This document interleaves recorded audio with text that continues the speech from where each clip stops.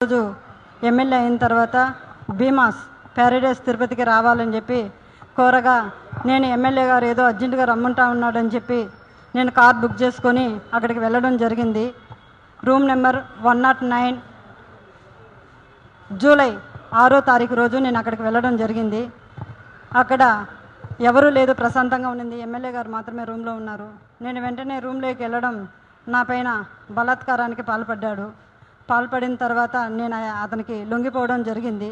జరిగిన తర్వాత ఈ విషయం ఎక్కడైనా బయట చెప్పావంటే నేను చంపేస్తాను, నీ కుటుంబాన్ని చంపేస్తాను అని చెప్పి బెదిరించడం జరిగింది.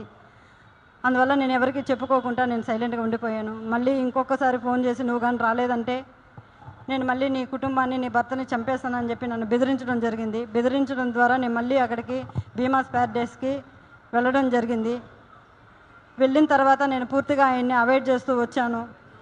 నేను అవాయిడ్ చేశానని తెలుసుకున్న అతను నాకు పదే సైకోలాగా నిమిషానికి ఒకసారి ఫోన్ చేయడం జరిగింది.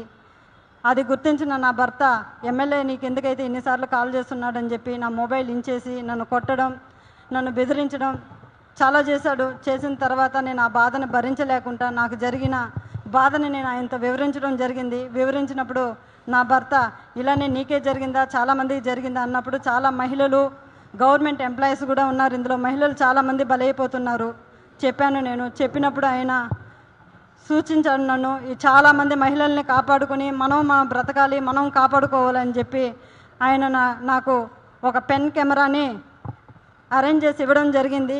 జరిగిన తర్వాత ఆగస్టు 10వ తారీఖు భీమాస్ ప్యారడైస్కు 1:30 వెళ్ళడం జరిగింది. అక్కడ జరిగిన కామ క్రీడలను నేను రికార్డ్ చేసుకొని తీసుకొచ్చి నా భర్తకి ఇవ్వడం జరిగింది.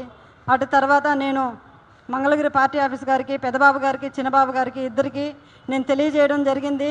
వాళ్ళ ద్వారా మాకు పిలుపు వస్తుందని ఇన్ని రోజులు వెయిట్ చేశాము. తర్వాత ఈ విషయం ఆయన తెలుసుకొని నన్ను బ్లాక్మెయిల్కి గురి చేయడము, మా ఇంటి చుట్టూ 4-5 మందిని పంపించి నన్ను వెతకడం చేస్తున్నాడు. నాకు ప్రాణహాని ఉంది, ప్రాణ భయంతో నేను ఇక్కడికి రావడం జరిగింది. అంతేకాకుండా ఇలాంటి చీడ పురుగులు తెలుగుదేశం పార్టీలో ఉన్న రోజులు తెలుగుదేశం పార్టీకి మంచి పేరు రాదని చెప్పి బాబు గారికి తెలియజేస్తున్నాను. అయ్యా బాబుగారు, నేనేదో తెలుగుదేశం పార్టీని కించపరచాలని చెప్పో నేను ఇక్కడికి రాలేదు. అతని వల్ల నాకు ప్రాణహాని ఉంది, నన్ను నేను కాపాడుకోవాలని చెప్పి నేను ఇక్కడికి రావడం జరిగింది. ఇతన్ని కానీ మీరు వెంటనే సస్పెండ్ కానీ చేయలేదంటే నాలాంటి అమ్మాయిలు, చాలామంది మహిళలు శీలాన్ని కోల్పోయి బయట రాలేకుండా కుంగిపోతూ ఉన్నారు. మీరు అది గుర్తించి అతన్ని వెంటనే సస్పెండ్ చేయాలని నేను మీకు కోరుకుంటున్నాను.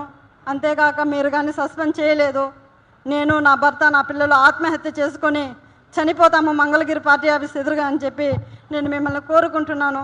శరణు మహాప్రభు చంద్రబాబు నాయుడు గారు, మాకు మీరే దిక్కు శరణు బాబు అని కోరుకుంటున్నాను.